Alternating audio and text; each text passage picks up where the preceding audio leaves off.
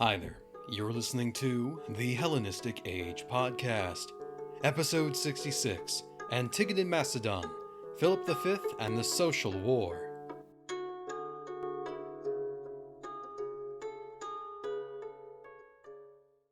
Following the defeat of Cleomenes at the Battle of Symmachy in 222, King Antigonus III Doson did not have long to enjoy the fruits of his victories, since he would pass away by mid-221. His successor was to be the young Philip V. Born in roughly 238, Philip was the son of Demetrius II Aetolicus and the Epirot princess Phthia. He was no more than 10 years old when his father died, and fell under the stewardship of his uncle Antigonus III. Luckily for Philip, Doson decided to continue the Antigonid trend of familial loyalty. Despite marrying Phthia, he voluntarily refused to have children so there would not be a potential rival claim when Philip came of age. Thanks to his skilled leadership, Antigonus was able to bequeath a kingdom that was not rocked by foreign invasion nor eternal strife, and he had restored much of Macedonia's position in the Greek Peninsula. Much of Philip's early life is unclear, but there is evidence to suggest that he might have accompanied his uncle during the carrying expedition of 227 and during parts of the Cleomenian War. It would certainly give him exposure to the requirements of war and form a bond between himself and the army, both of which he would become quite adept at managing. Shortly after Symmachy, Antigonus sent Philip to the household of Aratus of Sicyon, the virtual leader of the Aetolian League. One of the major consequences for the Cleomenian War was the alliance of Macedonia and the Achaeans, who had butted heads for decades prior to the conflict with the Spartans. I briefly touched upon this arrangement in the last episode, and at first glance it seems like a partnership of convenience. But in truth, the relationship between the Antigonid kings and the League was more complicated than I let on. In the fall of 224, the deal struck between Antigonus Doson and Aratus was finalized with an assembly in the city of Aegium, and Antigonus was declared the commander-in-chief of all the allied forces. This marked the birth of the Symmachy, or common alliance, between Macedonia and the various states of Greece. It wasn't really a novel idea, as it bore similarities to past alliances, the League of Corinth, as overseen by Philip II and Alexander, and the Hellenic League of Antigonus I Monophthalmus and Demetrius II Polyarchides. Antigonus Doson was elected hegemon in perpetuity, a position that was to be passed down to each Antigonid king upon taking the throne. As leader, he was able to summon allied military forces, along with overseeing councils of war where members would cast votes on policies and propose motions. It certainly gave the Macedonians primacy in the affairs of Greece, but the structure did differ from previous incarnations. For one, the Symmachy was an alliance of Macedonia and the Leagues, the Achaeans, the Boeotians, the Epirots, Thessalians, and others, including the defeated Spartans following the conclusion of the Cleomenian War. The Leagues retained self-autonomy and their overall administrative structure, and thus could function without too much intrusion from the king. This was counteracted by Antigonus's garrisoning of areas like the Acrocorinth, a site returned to Macedonian control by Aratus after Doson included it on the list of unnegotiable demands to secure his aid against Sparta. Philip's attachment to Aratus was certainly a way to get to know the political network of the members of the Symmachy, and reportedly he was quite fond of his Achaean host. The death of Antigonus Doson in the year 221 would cut this enterprise short though, as Philip would need to return to Macedonia to confirm his coronation. However, because the crown prince was still a minor, Antigonus's will included several stipulations. Philip's retinue was to be overseen by a guardian, a man named Apelles, until Philip turned 18 in mid-220. The rest of the king's staff were filled by other officials, each hand-picked by Doson to best suit the king's council. Ever the good uncle, Antigonus knew that he had to try and curb the machinations of the courtiers against his nephew, and hoped that the selective placement of men would prevent infighting and factionalizing of the court. Unfortunately, this was not the case, and Apelles would pursue his own agenda. Indeed, few had high opinions of the youthful Philip's prospects as king, whether among his enemies or his own staff, an opinion that, in hindsight, would bite them in the rear.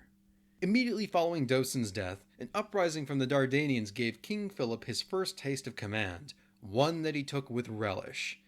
It soon became clear that he was no pushover, and displayed his skill in military matters by swiftly crushing the Illyrian revolt. Philip was cut from the same branch as those like Pyrrhus or even Alexander.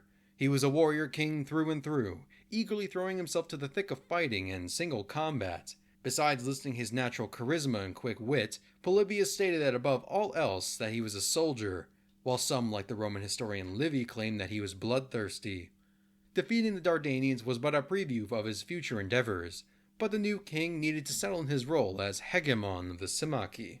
At about the same time as Philip's accession, trouble had been stirring in Greece thanks to the actions of the Aetolian League. For the most part, they kept their heads down throughout the entirety of the Cleomenian War, nominally allied with the Chians but unwilling to help against the Spartans. Polybius alleged that there were secret talks and alliance between Aetolian leadership and Cleomenes, enough to sufficiently convince Antigonus Doson to form the Symmachy with the Achaeans, but nothing really came about of this affair. But it is precisely because of the Symmachy that the Aetolians had become so antagonistic. The alliance directly challenged the traditional Aetolian practice of plunder and raiding to supplement their meager lifestyle due to the region's mountainous and unproductive landscape.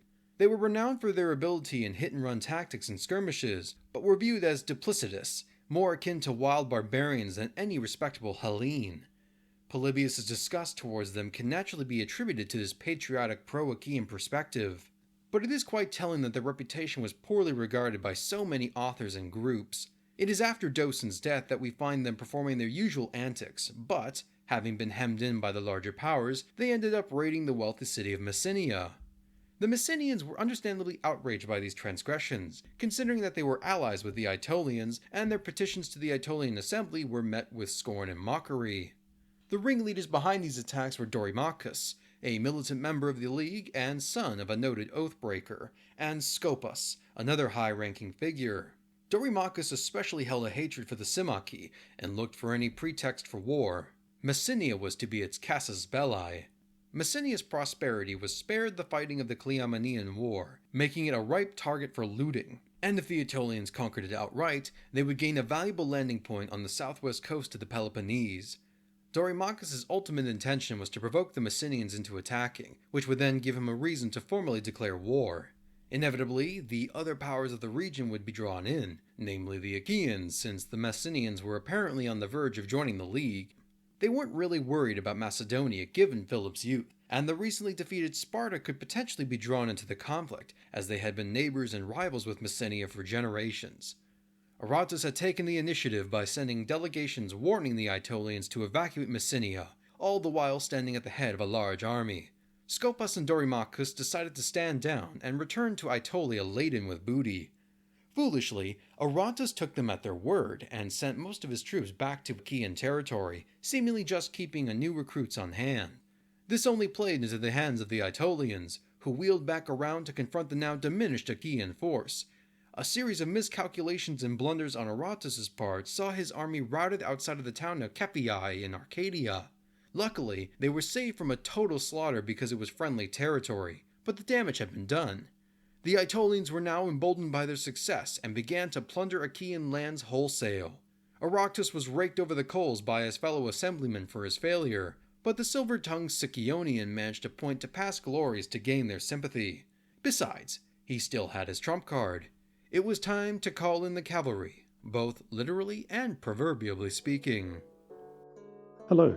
This is J.P. Bristow from the Russian Empire History Podcast, the history of all the peoples of the Russian Empire. Right now, we are looking at the origins and development of steppe cultures and the migrations into the East European plain of the peoples who would become the ancestors of Tartars, Bashkirs, Chuvash, and others living in the Russian Empire and Russia today. They will be meeting and interacting with the Hellenistic world of Central Asia and the Caspian. Please join us at the Russian Empire History Podcast as we delve into the bigger picture on the biggest country on earth. Find us at the RussianEmpireHistoryPodcast.com and on all good podcast platforms. In 220, Achaean delegations were sent to each of the main members of the Symmachy, including the court of Philip V.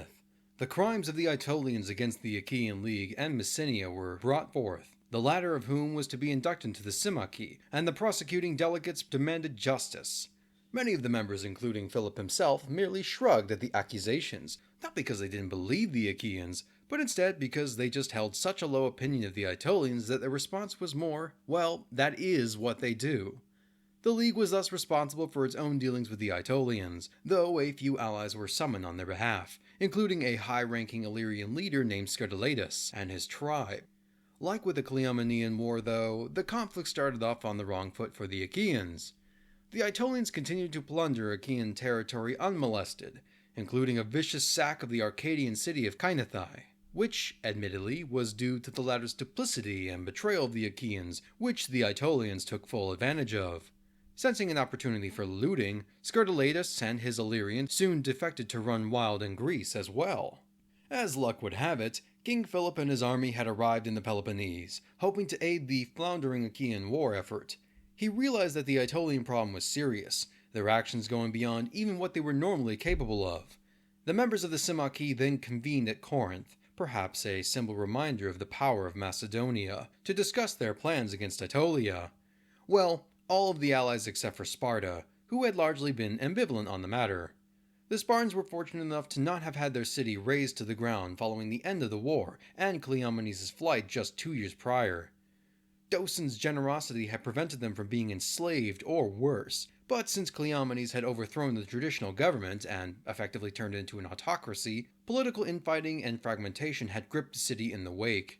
Sparta had been involuntarily inducted into the Symmachy and remained largely aloof in their need to support their allies. The few troops that they sent were entirely to keep appearances. The Aetolians were aware of the situation and hoped to create chaos in the eastern Peloponnese by getting the Spartans to renounce their alliance with the Achaeans and Macedonia. Sparta had been rivals with Messenia for centuries. The Aetolian attacks wouldn't have bothered them particularly too much anyways, and as a gesture of goodwill, the Aetolians also revoked their declaration of war against Laconia. Inside, Sparta formed a pro-Aetolian movement, or at the very least an anti-Macedonian one. Some hoped for the return of Cleomenes, who was residing in Alexandria as part of the retinue of Ptolemy IV.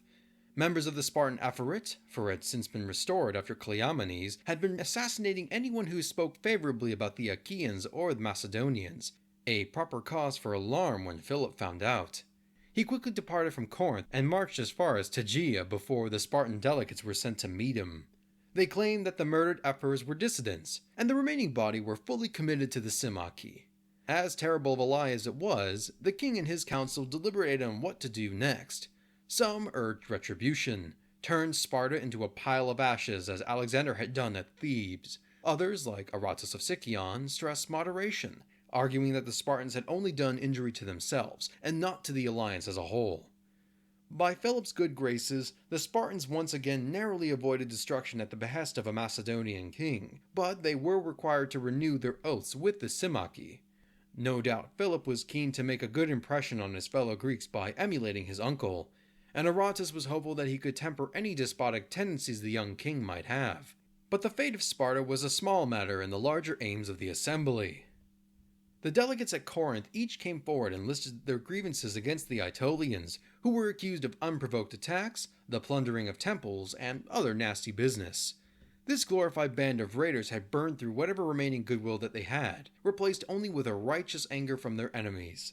Philip agreed with the sentiment, and in that year the Symmachy elected to go to war, the start of the so-called Social War, a name derived from the Latin term for allies, socii, as the conflict was waged in the name of the larger alliance.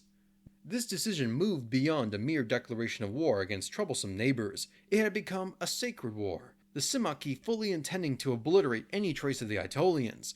All its territory was to be considered forfeit, the populace enslaved, and even their Hellenic identity was to be lost following their removal from the Amphictyonic Council overseeing the Temple of Delphi. As one last chance, Philip sent a letter to the Aetolians warning them to comply with their demands lest they face the wrath of the alliance, but they merely shrugged it off, and elected the belligerent Skopas as the head of their league. Throughout the winter of 220-219, Philip was quickly building up his army through recruitment drives and diplomatic overtures. The Illyrian prince Spartalatus was rather disappointed with the Aetolians, entirely on the basis that they didn't hand over any of the plunder that they promised, so Philip was able to convince him to provide naval assistance with a generous payment of 20 talents per year. Support from the rest of the allies was trickling in, barring two major exceptions. The first were the Messenians, who, despite being the primary victims of Aetolian depredation that started this whole mess in the first place, were nevertheless uncomfortable with the prospects of going to war. It could also be tied to their proximity to the second unwilling power, the Spartans. Philip's generous treatment and renewal of the alliance did little to prevent the Spartan erosion from the Symmachy, and the lack of an answer to the Macedonian envoys was concerning. Worse yet was the invitation of Aetolian delegates to oversee the election of new ephors.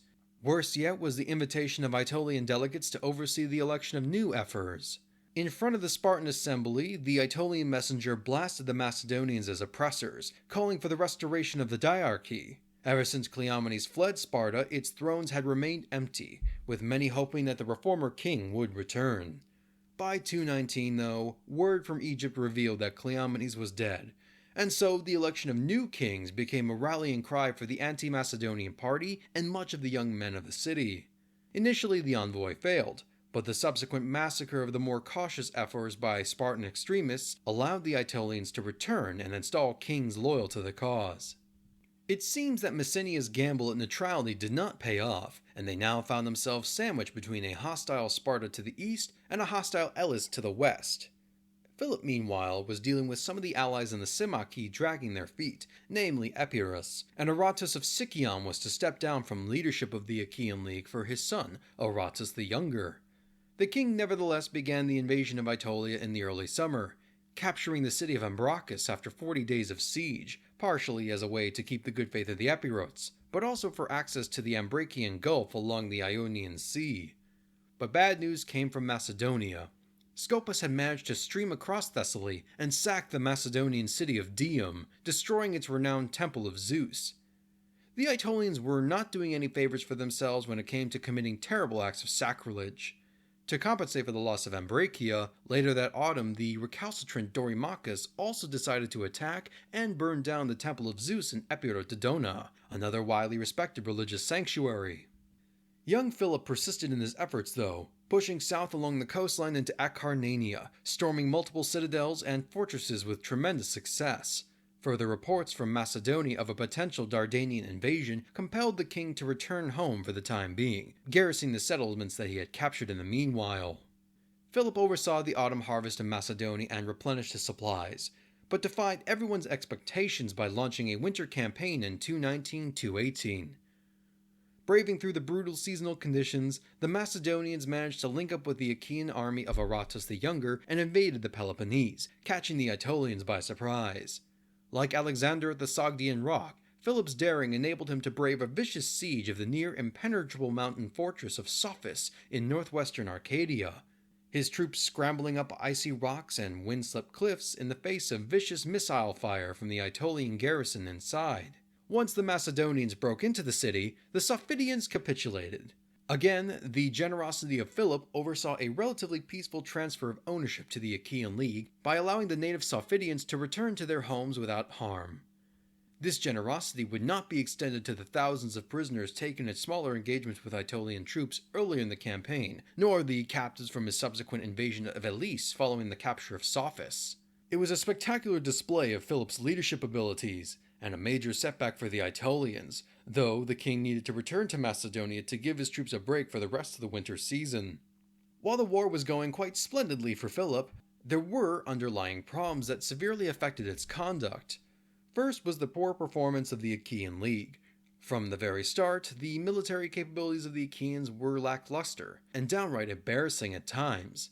In many instances, the League was unable to keep up with Philip's army, or had melted in the face of the Aetolians during actual engagements.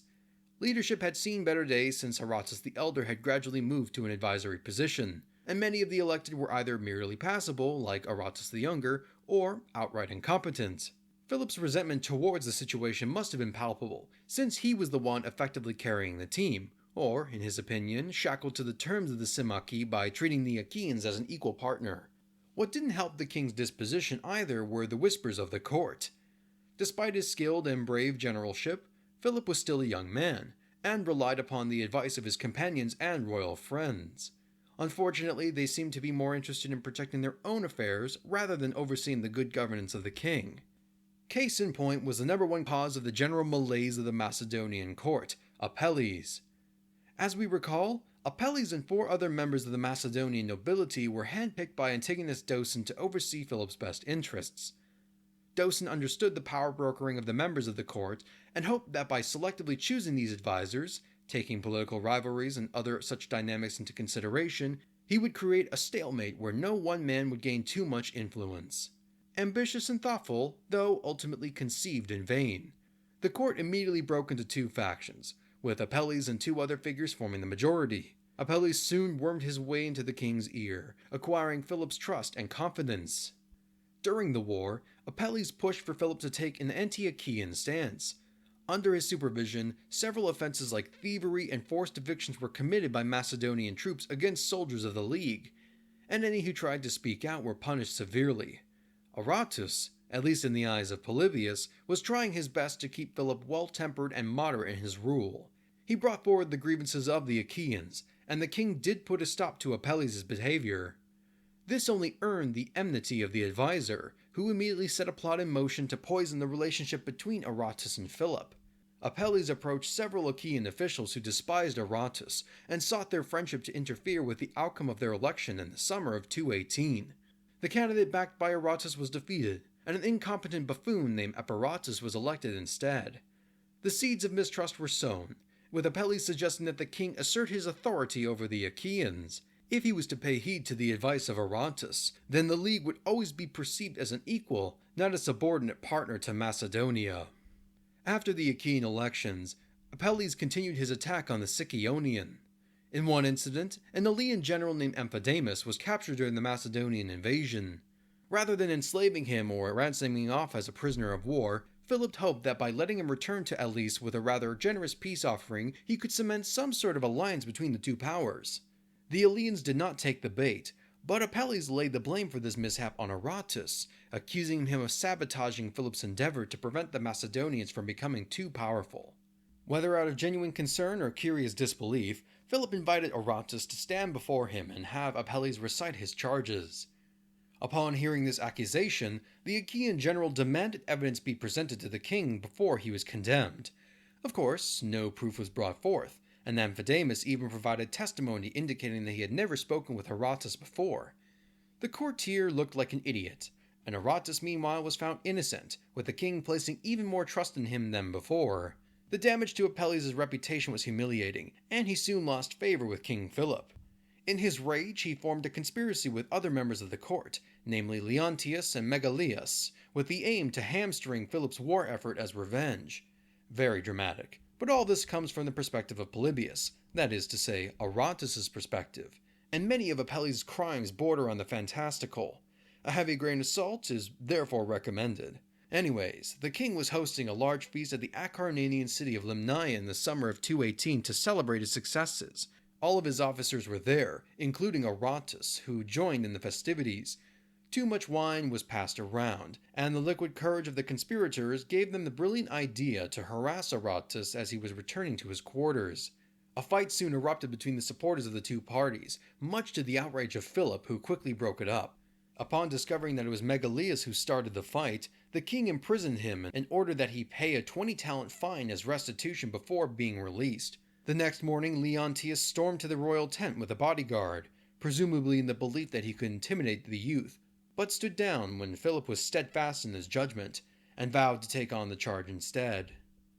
A short while later, the conspirators made their next move while the king was in Corinth. Leontius, Megalius, and a third conspirator named Ptolemaeus spread rumors to the members of the royal guard that the king would be taking away their privileges like the right to first choice of plunder. A gang of riotous troops soon ran amok in the Macedonian quarters, raiding the royal tent, since the king was absent in nearby Lyceum, and the housing of several of Philip's philoi. Naturally, Philip was outraged by their behavior, and once he sped back to Corinth, he ordered his troops to assemble in the square, chastising them for their behavior. Admittedly, the king was quite tolerant towards his rowdy troops, for he was already aware of the culprits behind the ruckus. Nevertheless, he restrained himself from openly retaliating, preferring to keep quiet until the moment was right. While Apelles was a scoundrel, he was likely not involved in the riots. He, however, had been busy fluffing up his own position in the Chalcius and causing trouble for the king in his own special way. Apelles had been undermining Philip's authority by making himself the sole arbiter of affairs without consulting the king. The Antigonid ruler was no fool, and had been secretly keeping abreast of the situation, all the while struggling to contain his fury. Journeying to Corinth, Apelles was received by his fellow conspirators in a gaggle of praise as he entered the city, no doubt in a state of total bliss and believing that he was in control of the situation. As he approached the king's tent, the guards barred him from entering, as Philip would not receive him, a humiliating blow when Macedonian kings were expected to be extremely accessible. Apelles' so-called friends soon melted away when they realized the courtiers' churn of fortune, and Megalius almost fled the city under the belief that the plot had been discovered. Apelles was still allowed to attend functions of the state, but was demoted to being in the back of the room instead of being the king's right hand. Perhaps Philip was intending to be merciful, but letters allegedly written by Megalius were soon produced that demonstrated the guilt of all three men. Acting swiftly and suddenly, Leontius and Ptolemaeus were arrested and put to death, while Megalius and Apelles committed suicide. Philip had successfully managed to restore order to the court, and was able to proceed with the operations of the war as planned. The experience hardened the young king to the dangerous machinations of his supposed advisors, one that was also experienced by the contemporary Ptolemy IV of Egypt and Antiochus III of Syria. But, for the moment, there was still the matter of the Aetolians to deal with.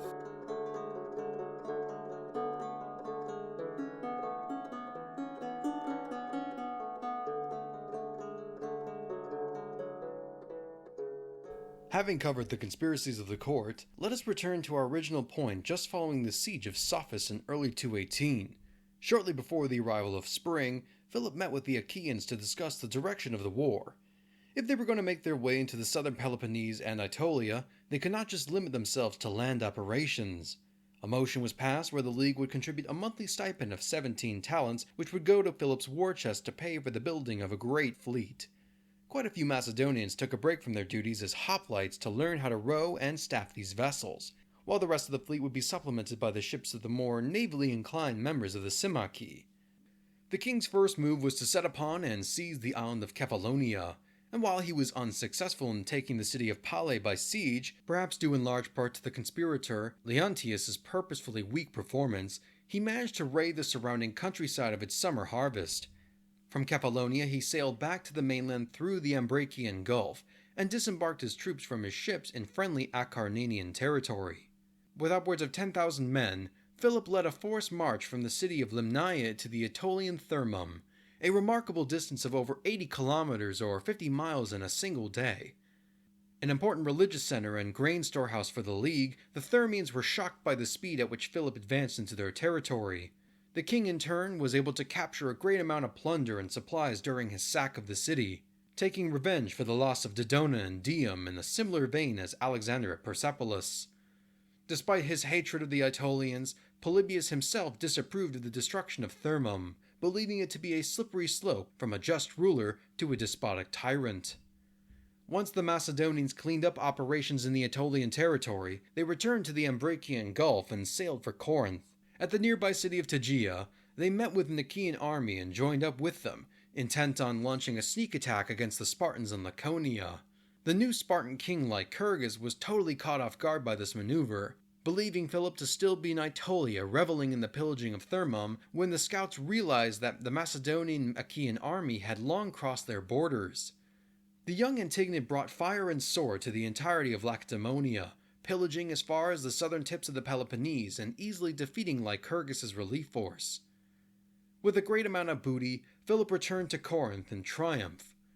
Following the campaigns of Sparta in the summer of 218, an attempt at mediation between the Symmachy and the Aetolians was overseen by delegates from Rhodes and Chios, who were concerned about the wider ramifications of the war for trade in the Aegean. Initially warm to the idea, the Aetolians decided against the ceasefire when they became aware of Philip's internal strife due to the work of Apelles and the conspirators, namely the riots at Corinth. Philip himself was eager to end negotiations and resume the war, but by the time the conference was finished, the campaigning season had also ended, and winter begun to set in. In late 218, early 217, the Aetolians were the ones to make the surprising move. The ineptitude of the current Achaean general Epiratus had left much of their territory understaffed and ill-prepared for any sort of defenses, banking on the winter weather to act as a natural deterrent to any military actions, though conveniently forgetting that Philip had invaded the Peloponnese just the year prior in similar conditions. Capitalizing on the laziness of Epiratus, a couple of Aetolian commanders invaded western Achaea and caused major havoc before retreating into Aetolia. Thus ended the disgraceful career of Epiratus, and the Achaeans had enough sense to elect Aratus the Elder in the next election. Philip, on the other hand, was too busy to launch an immediate counterattack, for he had been busy expanding Macedonian territory to the north in Paeonia, hoping to put a stop to any further depredation from the Dardanians. Once the major Paeonian city of Bylazora fell into his hands, the Antigonid king immediately whirled around and marched at rapid pace to Thessaly, where the Aetolians had seized the city of Melatea in the eastern hinterlands. While the speed of Philip's arrival shocked the Meletians, the fortifications of the city had been underestimated, and the siege had to be called off when the Macedonians realized that their ladders would be way too short to breach the walls. While that operation ended prematurely, Philip more than compensated by immediately pursuing another siege at the city of Phthonic Thebes, which had served as a primary base for the Aetolians in their raids of Thessaly and Macedonia.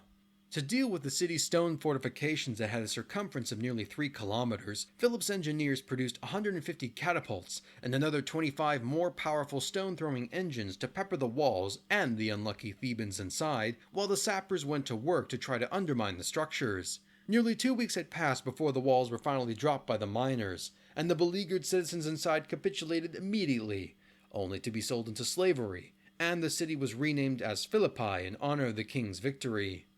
The Aetolians were able to strike hard and fast in retaliation, plundering Epirus and Acarnania about the same time as the capture of Thebes, and the Illyrians under Scyldolatus even betrayed the Macedonians by stealing a couple of warships.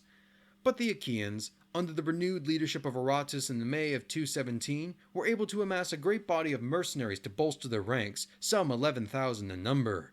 This gave added security to the allies of the Achaeans, and placed great pressure on the Aetolians. For all their successes, the war had been taking a severe toll on the Aetolians. Since Philip was able to snuff out the dissident members of the court, and was only becoming more confident in his role as king-commander, the attitudes of the Aetolian leadership had softened to the idea of peace. A second delegation effort from Rhodes and Chios had approached Philip shortly after the capture of Thebes. They, however, were given support by the city of Byzantium and Ptolemy IV Philopater, who also sent envoys, the latter of whom was probably looking to secure Aetolian support during the Fourth Syrian War against Antiochus III of the Seleucid Empire. Philip had agreed to meet with the Aetolians and the other delegates, and all parties traveled to the city of Naupactus to finalize the peace, bringing the social war to an end in the summer of 217. The conduct of Philip during the social war was nothing but exemplary. Personal bravery and tactical brilliance made for a deadly combination when he embarked on winter campaigns, hit-and-run raids, and tough sieges. Polybius stresses repeatedly at how everyone underestimated the Antigonid ruler solely based on his youth, and they paid the price when he ran circles around their armies and stormed their cities. The campaigns themselves cost little in the way of Macedonian lives, and the Aetolians and their allies suffered greatly throughout the conflict. Philip was proving himself to be a worthy successor to the great kings of Macedonia, and was still only in his early 20s. During the final stages of the social war, however, Philip is said to have been keeping his ear to the ground for the events transpiring outside of his kingdom. It appears that the Seleucids and Ptolemies were once again going at it in Syria, but more pressing news came from across the Adriatic. A great conflict had been raging between the Carthaginians and the Romans across the whole of Italy, and the Romans appeared to be taking the worst of it. Philip had remained focused on his own battles, but these Italian barbarians had already established a foothold in Illyria little over a decade before when they battled Queen Tuta of the Ardii. Now a messenger from Macedonia arrived in July of 217 with word of a great victory at Lake Trasimene, won by the Carthaginian commander Hannibal Barca. According to Polybius, the delegates in Naupactus managed to broker a peace between the Symmachy and Aetolia by emphasizing the Roman threat, urging that the Greeks should cease their squabbling and unite in the face of the barbarian foes to the west. With his glories in the social war, young Philip was confident in his chances, and chose to take advantage of the preoccupied Romans by allying with Hannibal.